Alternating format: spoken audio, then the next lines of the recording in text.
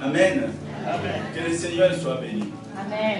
Aujourd'hui, je vais parler un peu des choses qui vont sembler un peu difficiles et qui sera à la fois un message prophétique. Il y a un moment de la prophétie, il y a un moment aussi pour l'apostolat.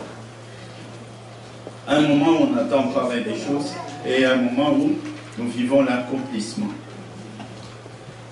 Je voulais faire rappel ici, quand Dieu se présente à l'Israël, qu'est-ce qu'il disait?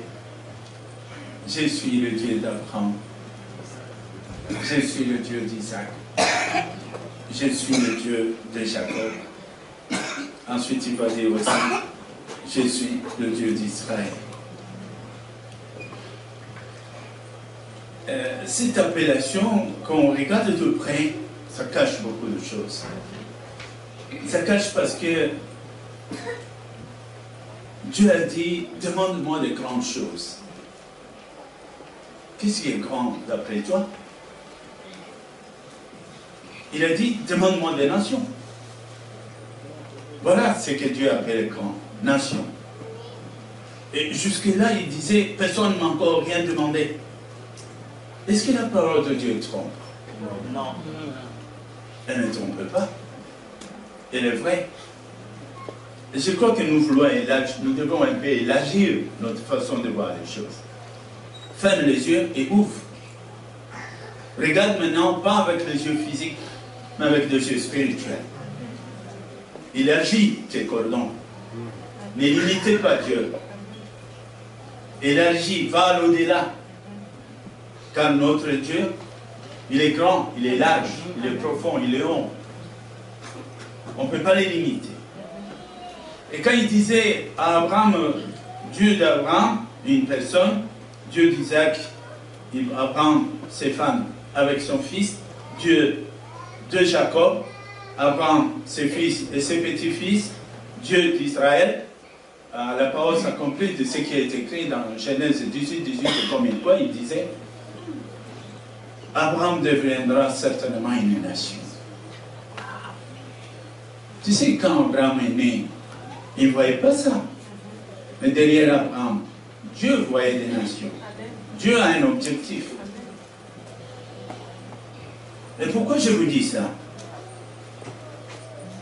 Et comme je disais l'autre jour, Dieu est maître des circonstances. Moi, personnellement, je ne pense pas que je suis ici comme un hasard. Je ne pense pas. Mais alors, pas du tout. Parce que j'étais là dans la prière. Alors, je ne connaissais même pas source de vie. J'ai prié pendant 5 jours. Et le 5 jours, qu'est-ce que j'ai demandé à Dieu? Je pleurais. J'étais parti avec ma femme pour prier. À un certain moment, je ne voulais pas qu'elle voie comment je pleure. Et je lui ai dit, toi, tu restes là. Et je fais 400 mètres plus loin. Je suis tombé par terre et je pleurais. Et je dis à Dieu, pourquoi tu m'as appelé? Pourquoi j'existe? Pourquoi tu t'es révélé à moi? Tu m'as créé, tu t'es fait connaître à moi pour que je voie ta gloire. Alors je dis à Dieu, qu'est-ce que je vois? L'Europe te rejette. L'Europe crache sur toi. L'Europe t'insulte. Ils disent que tu n'existes pas. Les églises se ferment. Le mensonge est en train d'écraser partout. Et je dis à Dieu, tout cela retombe sur moi. Parce que je suis ton fils physique présent et témoin de ces choses-là. C'est moi qui ne dors plus. J'ai mal au cœur. Et je demandais à Dieu, ouvre les portes pour la France et en commençant par Paris. Des grandes choses.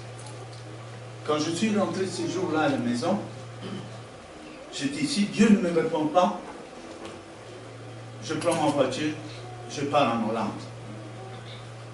Et quand je suis rentré, j'ai dit, bon, je vais commencer par appeler.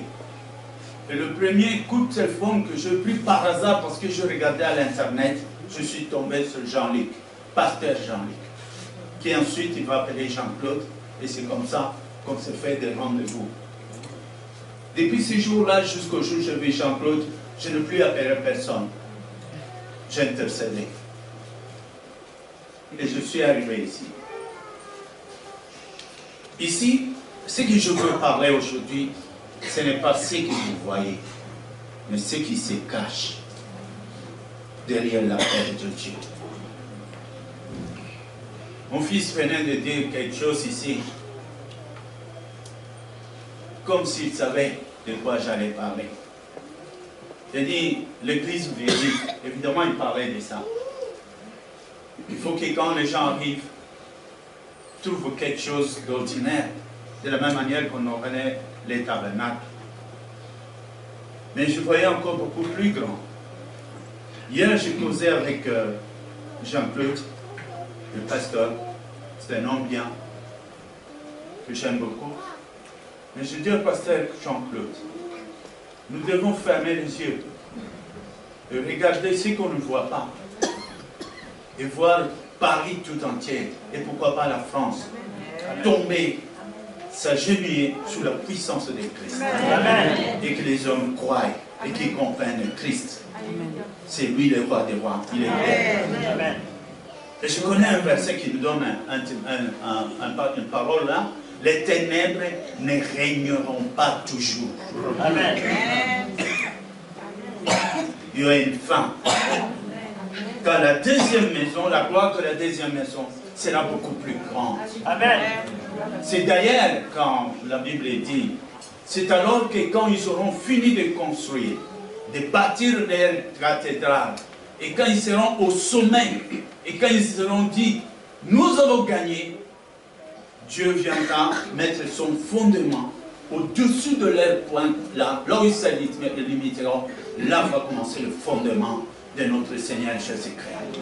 Car il est Dieu. Regarde ce que moi je pense. Et je crois que je le Saint-Esprit, et je pense aussi que je ne me trompe pas. C'est une entreprise qui peut être faite si nous croyons, ou qui peut s'arrêter là, si nous ne croyons pas. Exactement comme quelqu'un peut être chrétien, mais ne croit pas vraiment à toutes les promesses que Dieu lui a faites. Tu es exactement comme quelqu'un qui a l'argent dans la poche et qui a oublié qu'il avait l'argent. Ta situation et la crainte, les doutes, les angoisses, même si tu es parti, admettons, tu pars au magasin, tu as mis l'argent dans la poche gauche. Au magasin, tu crois que tu l'as mis à la poche droite. Tu choisis les habits et dès que tu regardes la poche droite, tu n'as pas l'argent. Et tu dis, oh, c'est fini. Découragé, abattu, tu casses la facture, tu remets l'habit. Tu arrives à la bus, tu regardes, oh, c'était à la poche gauche. Oh non, mais qu'est-ce que je fais là? C'est la même chose. Quand Dieu nous bénit de tout. D'ailleurs, la parole de Dieu dit quelque part, à tous ceux qui l'ont réussi, il a donné ainsi le pouvoir de devenir enfant. Ces mots, nous les répétons souvent, mais pas avec un cœur. À tout ce qu'il a reçu, il a donné le pouvoir de devenir enfant. À tout ce qu'il a donné. Mais quand moi, je réalise et que j'entends cette parole, je rentre de moi, Dieu me dit, il m'a donné le pouvoir de devenir enfant. Quand je suis enfant, le livre de Romains, chapitre 8, il dira également la même chose. Il va dire quoi au verset 14?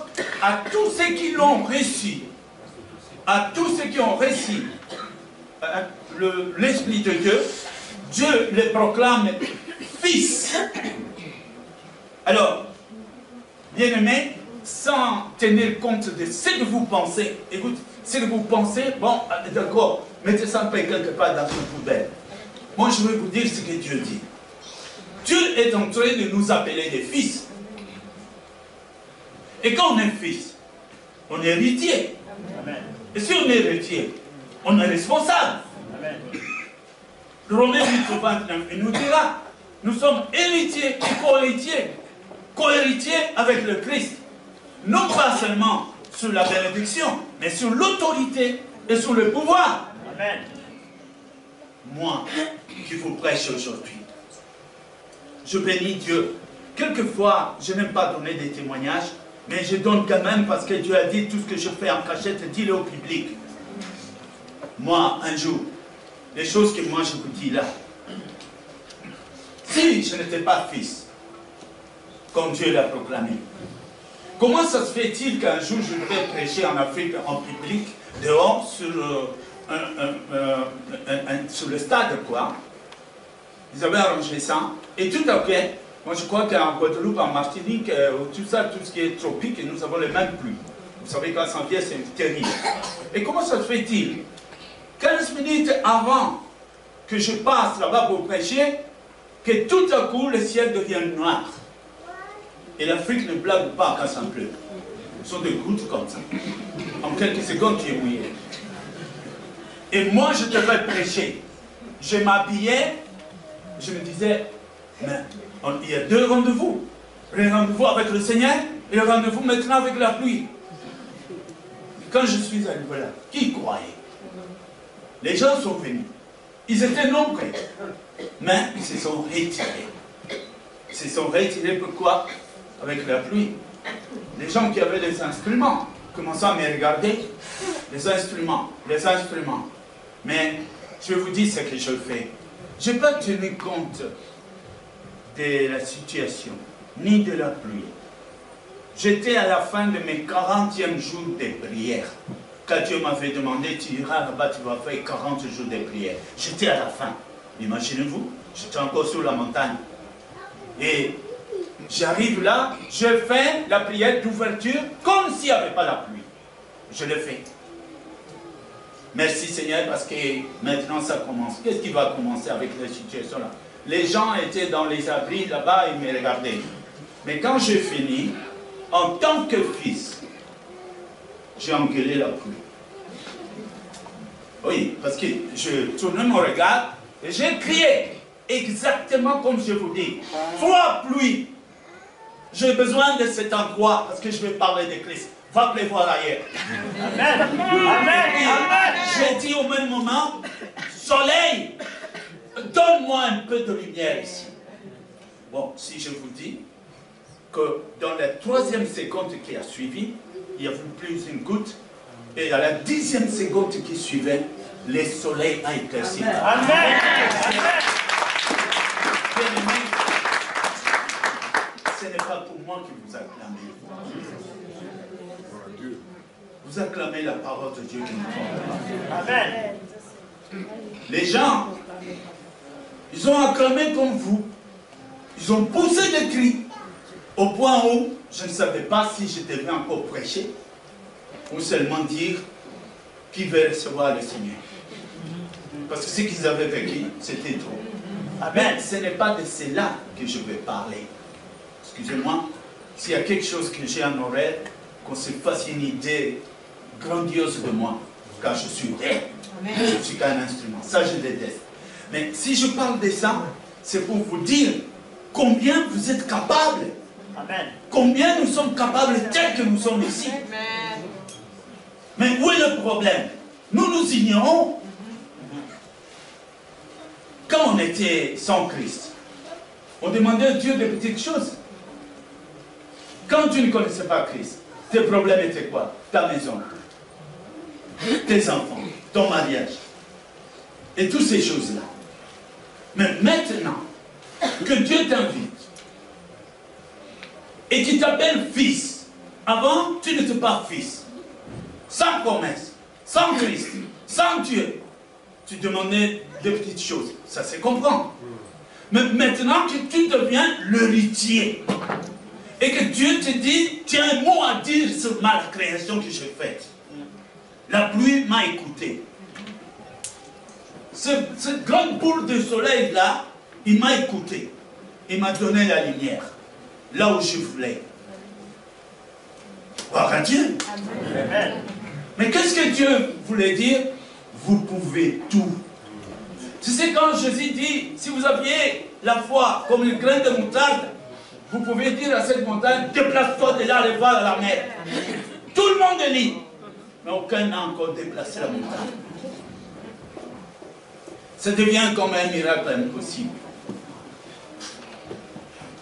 Aujourd'hui, ce que je vais vous dire, Voilà ce que je vois.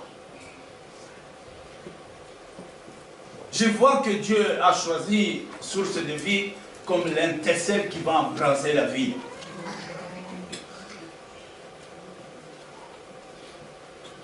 Une intercelle. Tu sais, l'intercelle, c'est rien du tout. Mais fais attention si elle est bien placée. Un intercelle, ça peut brûler la vie. Mais ça dépend où tu vas la mettre. Si vous êtes intelligent, si vous êtes sage, ce n'est plus une intercelle, c'est un grand fait. Nous sommes comme une petite intercelle. Je vois parmi vous les hommes simples. Heureusement. Parce que Dieu travaille avec les simples. Dieu travaille avec ceux dont on ne croit pas qu'ils vont faire quelque chose. Mais le tout se passe dans votre intelligence, dans votre conception. Acceptez-vous vraiment que vous êtes des fils de Dieu? Acceptez-vous vraiment que vous êtes des filles de Dieu? Et alors, si tu es fils, où est le caractère du fils? Parce que je sais que je suis fils, j'ai l'autorité de fils. Ça veut dire que j'ai un mot à dire. De ce que mon père a dit, j'ai aussi quelque chose à dire. Il y a des choses dont j'accepte. Il y a des choses, comme je peux dire, je refuse. Je vous avais donné un exemple. On a brûlé ma Jeep sur une mission. Et je dis à Dieu, je vois le feu, mais je refuse de croire. Rien n'a brûlé. Je refusais. J'ai le droit de refuser. Je n'ai rien à voir avec la loi physique qui va parler d'oxydation de métal ou de tout ça. Je n'ai absolument rien à voir. Dites tout ce que vous voulez, concevez tout ce que vous voulez, vos calculs, vos formules. Quand vous avez fini, moi je vous dis ce que Dieu m'a dit de dire. Et c'est ça qui va s'accomplir. Amen. Amen. Nous sommes venus pour être chrétiens. Pour l'être. Et pour l'être vraiment. Il faut que nous quittions cette façon de voir les choses, qu'être chrétien, c'est avoir, c'est venir à l'église, c'est avoir une Bible, c'est être baptisé. Je ne sais pas, moi encore. Voilà ce que pense l'homme. Je suis chrétien parce que je suis venu, j'ai reçu le baptême. Après cela, je me suis marié. Après, je me suis marié, on a eu des enfants, on a eu une maison. Oh là là, Dieu est magnifique. Donne-moi une chaise et puis tu t'assures. Je vous dis 90%, si pas 99%, je ne sais pas, voient des choses comme ça. Mais nous sommes à côté de la plaque. Laisse-moi vous dire aujourd'hui, celui qui nous a appelés était en mission. Christ est venu pour faire la mission, accomplir la mission de son Père. Il pouvait rester ici, il devait rester ici, pour prêcher dans tous les continents. S'il le faisait, je ne sais pas combien de temps ça allait prendre. Mais qu'est-ce qu'il dit? Je m'en vais. Parce que si je ne m'en vais pas, vous ne pouvez pas avoir mon esprit. Et pourquoi il voulait donner de son esprit? Pour qu'il se répande dans les corps de plusieurs frères et de plusieurs sœurs. Ainsi, Christ n'est plus seul, mais il est plusieurs. Amen. Et alors, la mission de Christ va tripler, va être 10 000 fois plus rapide pour envoyer l'humanité.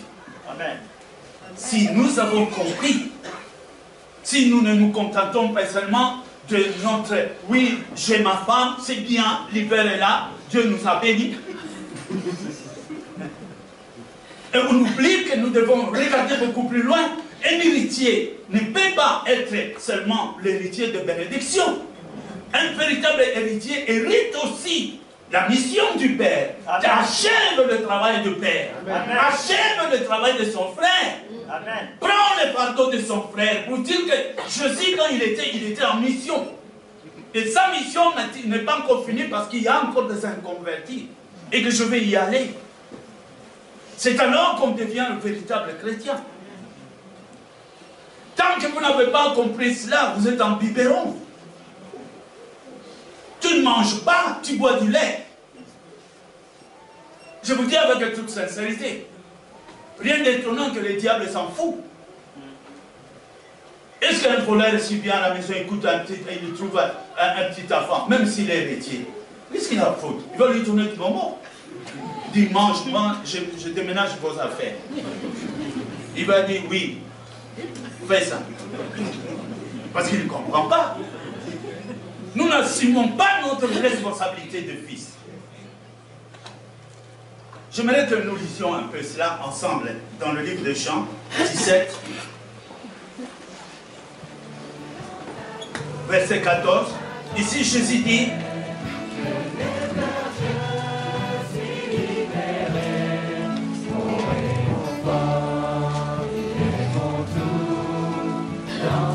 je leur ai donné ta parole, et le monde les a haïs, parce qu'ils ne sont pas du monde, comme moi je ne suis pas du monde. Je ne te prie pas de les ôter du monde, mais de les préserver du malin. Ils ne sont pas du monde, comme moi je ne suis pas du monde. Sanctifie-les par ta vérité. Ta parole est la vérité. Comme tu m'as envoyé dans le monde, je les ai aussi envoyés dans le monde. Et je me sanctifie moi-même pour eux, afin que eux aussi soient sanctifiés par la vérité.